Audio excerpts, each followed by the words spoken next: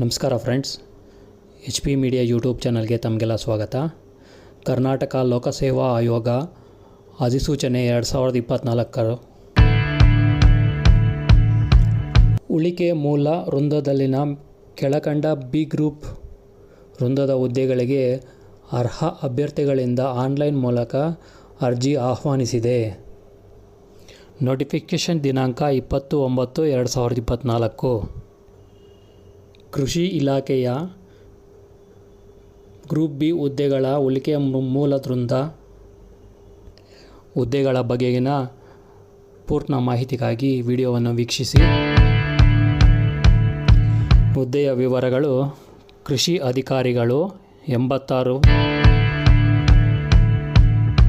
ಹುದ್ದೆಗಳು, ಸಹಾಯಕ ಕೃಷಿ ಅಧಿಕಾರಿಗಳು 586 ಹುದ್ದೆಗಳು. ಅರ್ಜಿ ಸಲ್ಲಿಸಲು ಪ್ರಾರಂಭ ದಿನಾಂಕ 7/10/2024 ರಿಂದ ಅರ್ಜಿ ಸಲ್ಲಿಸಲು ಕೊನೆಯ ದಿನಾಂಕ 7/11/2024 ರವರೆಗೆ ಇದೆ.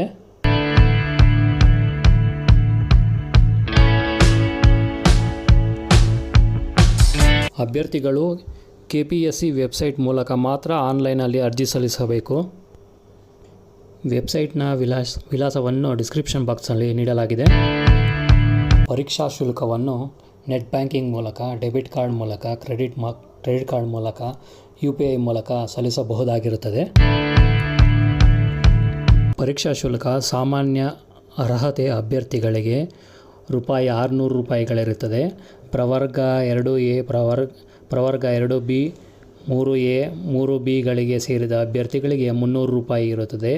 ಮಾಜಿ ಸೈನಿಕ ಅಭ್ಯರ್ಥಿಗಳಿಗೆ ₹50 ಇರುತ್ತದೆ. ಪರಿಶಿಷ್ಟ ಜಾತಿ, ಪರಿಶಿಷ್ಟ ಪಂಗಡ, ಪ್ರವರ್ಗ 1 ಹಾಗೂ ಅಂಗವಿಕಲ ಅಭ್ಯರ್ಥಿಗಳಿಗೆ ಶುಲ್ಕ ಪಾವತಿಯಿಂದ ವಿನಾಯಿತಿ ಇದೆ. ಇಲ್ಲಿ ಒಂದು ವಿಶೇಷ ಸೂಚನೆ ಇದೆ. ಅಭ್ಯರ್ಥಿಗಳು ಒಮ್ಮೆ ಅರ್ಜಿ ಸಲ್ಲಿಸಿದ ನಂತರ ಯಾವುದೇ ಕಾರಣಕ್ಕೂ ಹೆಸರು, ಜನ್ಮ ದಿನಾಂಕ, ವಿಳಾಸ ಬದಲಾವಣೆ, ಮೀಸಲಾತಿ, ವಿದ್ಯಾರ್ಹತೆ ಮುಂತಾದ ವಿವರಗಳನ್ನು ತಿದ್ದುಪಡಿ ಮಾಡುವಂತೆ ಸಲ್ಲಿಸುವ ಮನವಿಗಳನ್ನು ಪರಿಗಣಿಸಲಾಗುವುದಿಲ್ಲ. ಆದರೆ ಅಭ್ಯರ್ಥಿಗಳು ಅರ್ಜಿ ಸಲ್ಲಿಸಲು ನಿಗದಿಪಡಿಸಿರುವ ಕೊನೆಯ ದಿನಾಂಕದೊಳಗೆ ಈಗಾಗಲೇ ಸಲ್ಲಿಸಿರುವ ಅರ್ಜಿಯನ್ನು ಸ್ವಯಂ ಡಿಲೀಟ್ ಮಾಡಿ ಹೊಸದಾಗಿ ಮತ್ತೊಂದು ಅರ್ಜಿಯನ್ನು ಸಲ್ಲಿಸಬಹುದಾಗಿದೆ. ಡಿಲೀಟ್ ಮಾಡಿದ ಅರ್ಜಿಗೆ ಕಟ್ಟಿರುವ ಶುಲ್ಕವನ್ನು ಯಾವುದೇ ಕಾರಣಕ್ಕೂ ಹಿಂದಿರುಗಿಸಲಾಗುವುದಿಲ್ಲ ಅಥವಾ ಇತರೆ ಯಾವುದೇ ಹುದ್ದೆಗಳಿಗೆ ಸರಿದೂಗಿಸಲಾಗುವುದಿಲ್ಲ ಎಂಬ ಒಂದು ಸೂಚನೆಯನ್ನು ನೀಡಿದ್ದಾರೆ. ಆಯ್ಕೆ ವಿಧಾನ: ಸದರಿ ಹುದ್ದೆಗಳನ್ನು ಕರ್ನಾಟಕ ನಾಗರಿಕ ಸೇವೆಗಳು ನಿಯಮಗಳು 2021 ನಿಯಮ 5D ಪ್ರಕಾರ ನಡೆಸಲಾದ ಸ್ಪರ್ಧಾತ್ಮಕ ಪರೀಕ್ಷೆಯಲ್ಲಿ ಗಳಿಸಿದ ಅಂಕಗಳ ಶೇಕಡಾವಾರು ಪ್ರಮಾಣದ ಆಧಾರದ ಮೇಲೆ ಹಾಗೂ ಚಾಲ್ತಿಯಲ್ಲಿರುವ ಮೀಸಲಾತಿ ನಿಯಮಗಳನ್ವಯ ಆಯ್ಕೆ ಮಾಡಲಾಗುತ್ತದೆ ಎಂದು ತಿಳಿಸಿದ್ದಾರೆ.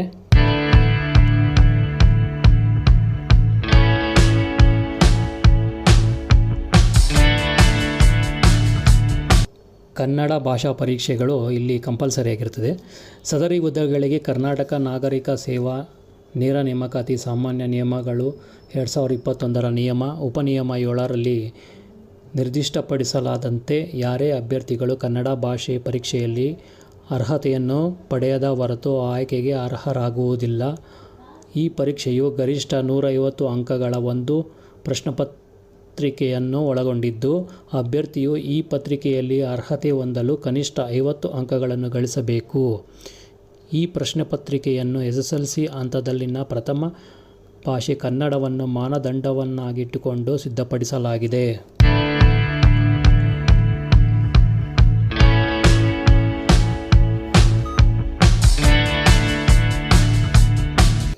ಮತ್ತು ವಿಶೇಷ ಸೂಚನೆಯನ್ನು ನೀಡಿದ್ದಾರೆ ಇಲ್ಲಿ.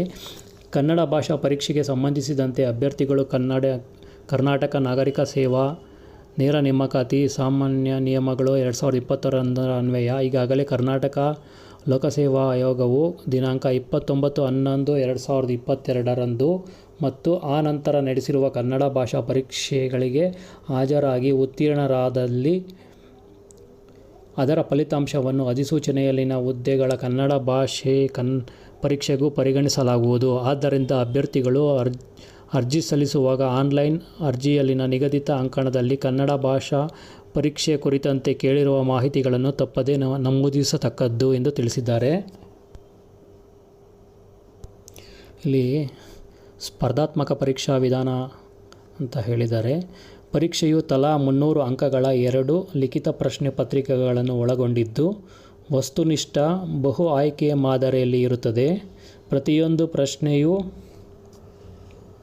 ಋಣಾತ್ಮಕ ಅಂಕದ ಸ್ವರೂಪದಲ್ಲಿದ್ದು ಪ್ರತಿಯೊಂದು ತಪ್ಪಾದ ಉತ್ತರಕ್ಕೆ ಪ್ರಶ್ನೆಗೆ ಹಂಚಿಕೆ ಮಾಡಲಾದ ಅಂಕಗಳಲ್ಲಿ 4/1 ಭಾಗದಷ್ಟು ಅಂಕವನ್ನು ಕಡಿತಗೊಳಿಸಲಾಗುವುದು. ಅಂದರೆ ನೆಗೆಟಿವ್ ಮಾರ್ಕ್ಸ್ ಇರುತ್ತೆ.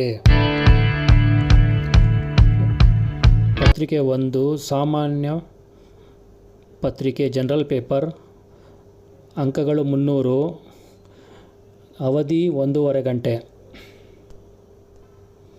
ನಿರ್ದಿಷ್ಟ ಪತ್ರಿಕೆ 2 ನಿರ್ದಿಷ್ಟ ಪತ್ರಿಕೆ ಸ್ಪೆಸಿಫಿಕ್ ಪೇಪರ್, ಅಂಕಗಳು 300, ಅವಧಿ 2 ಗಂಟೆ ಆಗಿರುತ್ತದೆ. ಈ ಪರೀಕ್ಷೆಗೆ ಸಂಬಂಧಿಸಿದಂತಹ ಸ್ಪರ್ಧಾತ್ಮಕ ಪರೀಕ್ಷೆಯ ಪಠ್ಯಕ್ರಮವನ್ನು ಆಯೋಗದ ವೆಬ್ಸೈಟ್ kpsc.kr.nic.in/syllabus ನಲ್ಲಿ ಪ್ರಕಟಿಸಲಾಗಿದೆ ಎಂದು ಇಲ್ಲಿ ತಿಳಿಸಿದ್ದಾರೆ. ಇಲ್ಲಿ ಸ್ಪರ್ಧಾತ್ಮಕ ಪರೀಕ್ಷಾ ಕೇಂದ್ರ ಕನ್ನಡ ಭಾಷೆ ಪರೀಕ್ಷೆ. ಸ್ಪರ್ಧಾತ್ಮಕ ಪರೀಕ್ಷೆಗಳನ್ನು ಆಯೋಗವು ನಿಗದಿಪಡಿಸುವ ಯಾವುದೇ ಕೇಂದ್ರ ಸ್ಥಳದಲ್ಲಿ ನಡೆಸಲಾಗುವುದು ಹಾಗೂ ಅಭ್ಯರ್ಥಿಗಳಿಗೆ ಪರೀಕ್ಷಾ ಕೇಂದ್ರದ ಆಯ್ಕೆಯ ಅವಕಾಶವಿರುವುದಿಲ್ಲ ಎಂದು ತಿಳಿಸಿದ್ದಾರೆ. ಇಲ್ಲಿ ವಯೋಮಿತಿ ಸಡಿಲಿಕೆ ಇದೆ. ಅರ್ಜಿ ಸಲ್ಲಿಸಲು ನಿಗದಿಪಡಿಸಿದ ದಿನಾಂಕದಂದು ಕನಿಷ್ಠ 18 ವರ್ಷಗಳ ಮಾನದಂಡವಾಗಿರಬೇಕು. ರಾಜ್ಯ ಸರ್ಕಾರವು ದಿನಾಂಕ 10/9/2024 ಜಾರಿ ಮಾಡಿರುವ ಆದೇಶದಲ್ಲಿ ಎಲ್ಲ ಪ್ರವರ್ಗಗಳಿಗೆ ಒಂದು ಬಾರಿ ಅನ್ವಯಿಸುವಂತೆ ವಯೋಮಿತಿಯಲ್ಲಿ 3 ವರ್ಷದ ಸಡಿಲಿಕೆ ನೀಡಿರುತ್ತದೆ. ಅದನ್ನು ಅಳವಡಿಸಿಕೊಂಡು ನಂತರ ಅಭ್ಯರ್ಥಿಗಳು ಕೆಳಕಂಡ ಗರಿಷ್ಠ ವಯೋಮಿತಿಯನ್ನು ಮೀರಬಾರದು ಎಂದು ತಿಳಿಸಿದ್ದಾರೆ. ವಯೋಮಿತಿ ಸಡಿಲಿಕೆ ಈ ರೀತಿ ಇದೆ. ಆ 3 ವರ್ಷಗಳನ್ನು ಒಳಗೊಂಡು ಸಾಮಾನ್ಯ ವರ್ಗದ ಅರ್ಹತೆ 38 ವರ್ಷಗಳಾಗಿರುತ್ತದೆ ಗರಿಷ್ಠ. ಪ್ರವರ್ಗ 2A, ಪ್ರವರ್ಗ 2B, ಪ್ರವರ್ಗ 3A, ಪ್ರವರ್ಗ 3Bಗಳಿಗೆ 41 ವರ್ಷಗಳು ಗರಿಷ್ಠ ವಯೋಮಿತಿಯಾಗಿರುತ್ತದೆ. ಪರಿಶಿಷ್ಟ ಜಾತಿ, ಪರಿಶಿಷ್ಟ ಪಂಗಡ ಪ್ರವರ್ಗ 1ಕ್ಕೆ 43 ವರ್ಷಗಳು ಗರಿಷ್ಠ ವಯೋಮಿತಿಯಾಗಿರುತ್ತದೆ. ಮತ್ತು ಹುದ್ದೆಯ ಹೆಸರು ಕೃಷಿ ಅಧಿಕಾರಿಗಳು. ವೇತನ ಶ್ರೇಣಿಯು 43,100 ರಿಂದ 83,900 ಇರುತ್ತದೆ. ವಿದ್ಯಾರ್ಹತೆ BSc ಕೃಷಿ ಅಥವಾ BSc ಆನರ್ಸ್ ಕೃಷಿ. 85% ಹುದ್ದೆಗಳು ಇವೆರಡು ಡಿಗ್ರಿಗಳಿಗೆ ಇದೆ. ಅಂದರೆ 85% ಹುದ್ದೆಗಳು BSc ಕೃಷಿ ಅಥವಾ BSc ಆನರ್ಸ್ ಕೃಷಿಗೆ ನೀಡಿದ್ದಾರೆ.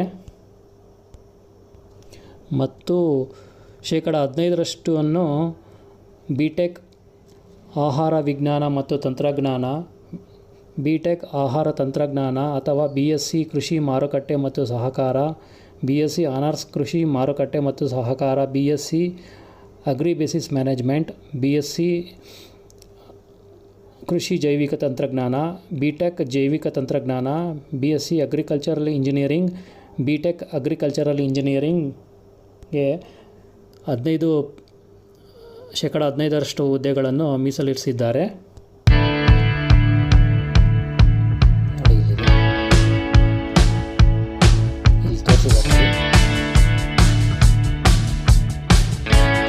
ನಂತರ ಸಹಾಯಕ ಕೃಷಿ ಅಧಿಕಾರಿಗಳು.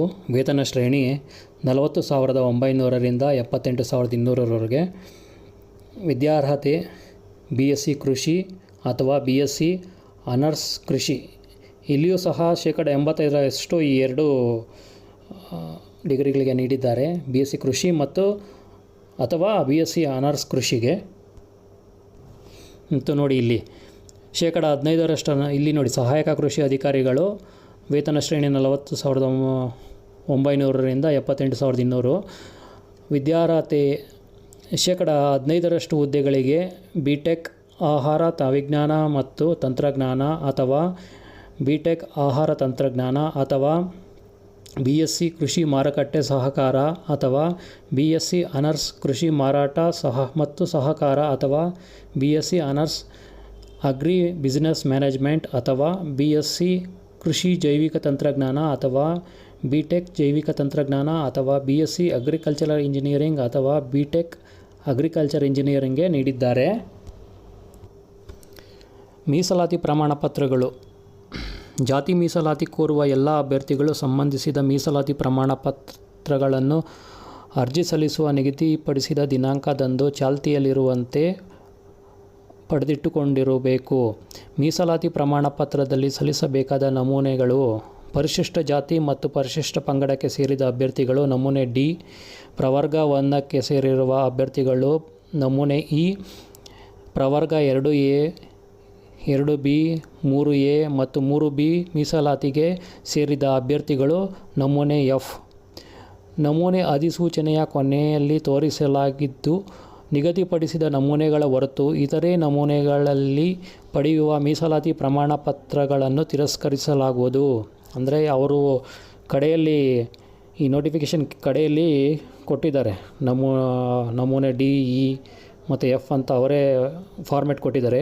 ಅದೇ ಫಾರ್ಮೆಟ್ನಲ್ಲಿ ನೀವು ಮೀಸಲಾತಿಗೆ ಅರ್ಜಿಯನ್ನು ಸಲ್ಲಿಸಬೇಕಾಗುತ್ತದೆ.